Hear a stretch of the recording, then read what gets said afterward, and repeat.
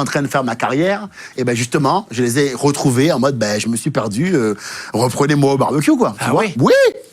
J'ai fait mon mea culpa. Dans quel sens tu veux dire que t'as pris un peu la grosse tête à un moment donné? Non, pas la grosse tête, mais c'est qu'en fait, c'est tellement un boulot prenant. T'arrives en comédie club, tu joues de 15h à minuit tu te bourres la gueule dans le comédie club, tu vois? Tu couches avec une fille que tu avais croisée sur Bumble. Tu finis dans son pieu éclaté avec ton joint jusqu'à 7h. Tu dors et tu repars en comédie club. Donc c'est une vie où il n'y a pas la place à ce moment-là pour les potes. J'étais à fond dedans, il n'y avait que ça. Et maintenant, quand j'ai percé un peu plus, j'ai pris du recul par rapport à ça. Et je me suis dit, bon, mais voilà, maintenant, il faut que je me protège. Et me protéger voulant dire me tenir hors de portée du champ d'action des psychopathes et des authentiques malades, et ça passe par le fait d'avoir des potes en dehors. Tu peux leur donner de grain à moudre sur toi. Plus rien. Ouais. Je suis poli, on se voit, on dit bonjour, mais on traîne pas ensemble. Je veux être seul en loge avec personne, je suis avec des... Ah oui, Fais attention à ça, oui. Ah, moi, je fais attention maintenant. Si je suis en loge et qu'il n'y a que un type de personne dans la loge, je quitte la loge. Ah oui? Bien sûr. C'est mon système de sécurité. On te reproche. C'est mon système de sécurité à moi. Parce que pour moi, c'est l'authentique taré. Donc, du coup, je me tiens à distance d'authentique taré. Voilà, c'est mon avis. Incroyable. Ah oui, je reste à distance maintenant. Prends plus l'ascenseur, par exemple, avec quelqu'un. C'était seul à seul. Il y en a qui font ça, là, aux États-Unis, par exemple, il y en a plein qui font ça. Ouais, les grands patrons prennent plus. Moi, j'ai pas eu à prendre l'ascenseur. Mais c'est sûr que je prends beaucoup de précautions, quoi. Voilà, je fais attention parce que je sais comment sont les humains. Voilà. Il y en a qui disent, mais ils n'ont pas de raison de mentir. Ouais, bon. Et en tout cas, je connais les humains. Donc, je me tiens à distance. Donc, tu fais attention, ouais. Tout en ayant bien à l'esprit qu'il y a de vraies victimes, que la charge de la preuve est très difficile pour les femmes. Voilà. Et puis, j'ai pas envie de faire une tête sur elles non plus. Mais voilà, je me tiens à distance parce qu'il n'y a pas que ça. Hein. Il y a aussi ton pote avec qui tu as démarré qui te dira... Quand on avance une rumeur sur ça qui dira au palais d'Edgar Rive, je l'ai bien connu. Et je vous le dis tout de suite, il l'a tuée. Elle a encore en vie? Ah merde, tu vois, c'est... Voilà, les humains, quoi. Tu comprends? Et un bon moyen de les gérer, c'est de rester à bonne distance. Moi, je suis à bonne distance d'eux. Je sais qui je suis, je sais que mon cœur est juste, que je suis quelqu'un de noble, ça se voit quand on voit mes interviews, quand on me voit, on voit que je suis quelqu'un d'entier, que je peux pas tricher moi comme type. Donc je sais qui je suis, mais je me tiens à bonne distance, je performe maintenant avec mes sketchs que je mets sur les réseaux, je fais des podcasts et ça m'aide à faire ma promotion, et voilà. D'ailleurs, encore une fois, je te redis, il y a beaucoup de gens qui, une fois qu'ils percent, se tiennent à distance. Si tu regardes bien, ils déménagent, ils vont en banlieue, ils ont une maison, ils font une famille, et puis ça leur va très bien comme ça. Mais ils traînent peu avec les humoristes, parce que c'est un milieu de fils de... Tout le monde le sait. Voilà. Ton domaine aussi, hein.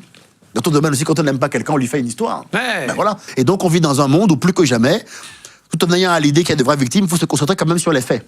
Pas sur le feeling. Oui, parce que les gens, ils confondent aujourd'hui deux choses.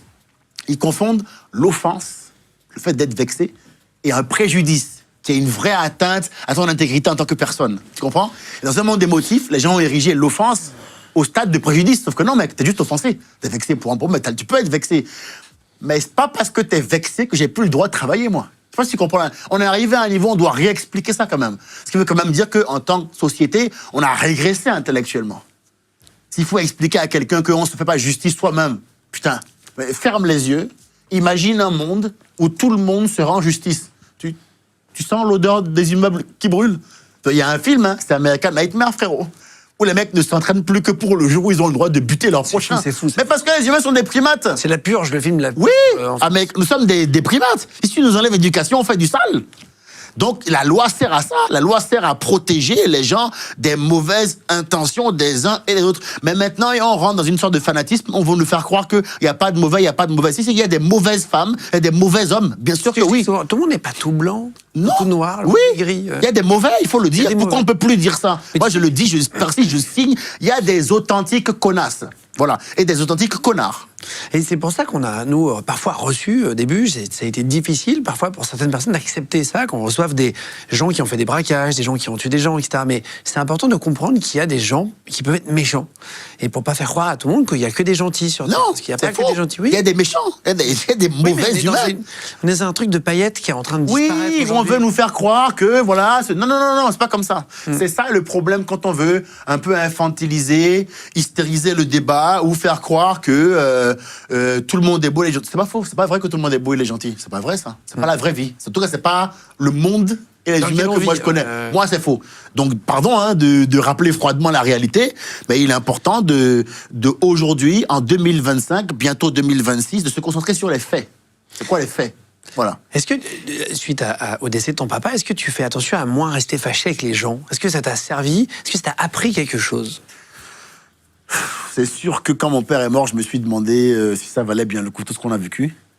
Je me souviens que mon père m'avait dit, sur la fin, il m'avait dit, nous sommes des hommes de décision, donc on ne revient jamais en arrière. Il y a quelque chose de sacré, là d'où je viens, dans le fait de tenir sa parole, son engagement, même quand il est négatif chez nous. Je sais pas si tu vois ce que je veux dire. On estime que, à la fin, ta fierté est tout ce qui te reste. Tu comprends? Donc je viens de quelque part où quand tu dis un truc, c'est important de tenir ce que tu dis. Surtout quand tu fais un statement du style « je te parle plus là ». Ça, il faut... Tu vois? Est-ce que c'est bien? Sûrement pas. Mais ça nous apprend à aller au bout de ce qu'on fait et de ce qu'on dit. Tu comprends? C'est quand même quelque chose qui est plutôt intéressant. Avec mon père, je me suis dit, putain, est-ce qu'on n'a pas perdu un peu de temps? Est-ce que c'est pas un peu abusé ce qui s'est passé et tout? J'ai eu évidemment beaucoup de regrets.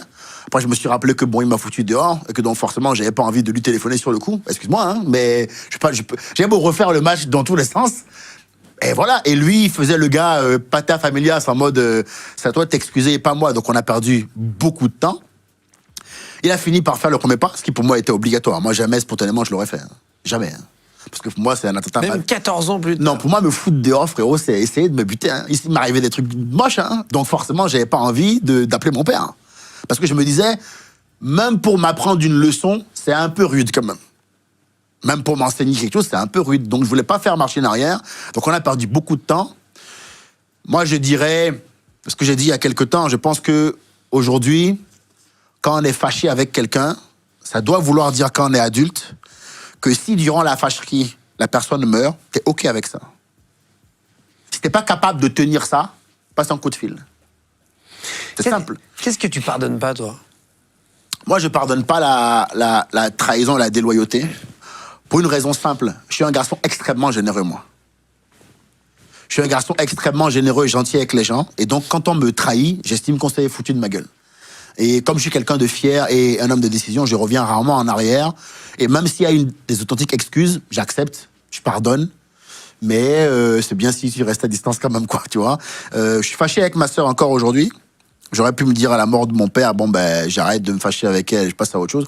Non, je suis encore fâché. Parce qu'on est comme ça. On apprend soit rien, soit on reste comme on est. Ça veut pas dire que c'est bien ou que c'est mauvais. Mais j'estime que c'est pas quelqu'un avec qui je peux parler. Et donc du coup, je reste comme ça. Tu as dit tout à l'heure qu'à l'enterrement de ton père, on a essayé de te prendre de l'argent. Tu dis qu'il y avait tous les moyens étaient bons au Bénin pour prendre de l'argent. Ouais. C'est quoi, par exemple? Comment on peut te prendre de l'argent? Ben, par exemple, tu es en train de préparer la cérémonie de ton père et un mec qui vient te voir et qui te dit est-ce que tu as pris quelques dispositions pour arrêter la pluie le jour de la cérémonie? Comme toi. Je dis pardon? Il dit oui, il faut arrêter. Tu dis combien? Tu dis 1200 balles. Tu dis pour arrêter la pluie? Il dit oui, tu dis... Bon, en vrai, le vieux avec une piscine, hein, donc il aimait l'eau quand même, quoi. C'était le premier noir à avoir une piscine dans le quartier, il était quand même bien. Mais c'est que j'ai quand même payé. Hein. J'ai payé. Non, c'est vrai? Ouais, c'est la tradition, j'ai dû négocier, j'ai payé 600 balles pour arrêter la pluie. Et le jour de l'enterrement de mon père, figure-toi, hein, qu'il pleuvait un peu. Pas beaucoup, mais assez pour me rappeler mes 600 balles quand même. Donc je vais voir l'oncle là, en mode... Ah, c'est un oncle? Oui. Ah, c'est tout le monde, hein. Ah, ça prend l'argent de la Oui, dans tous les coups, dans tous les sens, bien sûr. Et je vais le voir en mode, tu rembourses du coup. Et il me regarde, il vient me voir, il me fait le summum du kilo, il me dit, ouais, tu imagines quand même comment il aurait plu si on n'avait pas bloqué un minimum quand même. Je crois pas. Mais je te jure. Et après, on se demande pourquoi je fais du stand-up, frérot. Tiens, on me demande pourquoi je suis stand-upper. Ça me paraît évident. C'est des génies. T'as un mec qui vient, il te dit, Yvan, ton père m'a confié un secret. Mais le secret est à la montagne. Donc il faut que tu me payes l'argent du transport pour aller chercher le secret. Incroyable. Ouais, on dirait bien que je saurais jamais ce qu'il voulait dire du coup. Je dis, non, mais c'est des génies. Ça, il a trouvé ça authentiquement fou. Dans mon village, à Domey, chez les Goûts de Porto Novo, ils considèrent, donc c'est c'est une règle qu'ils ont inventée, que quand un homme meurt après 70 ans, c'est du plus. Il paraît que c'est dans la Bible aussi, il faudrait vérifier. C'est-à-dire quoi, du plus? C'est-à-dire qu'il a bien vécu déjà. 70, pour eux, t'as déjà hyper bien vécu. Et il paraît que c'est aussi dans la Bible. Faudrait vérifier. Ok. Mais on m'a dit que c'est aussi dans la Bible qu'après 70, c'est du bonus selon Dieu et selon eux aussi.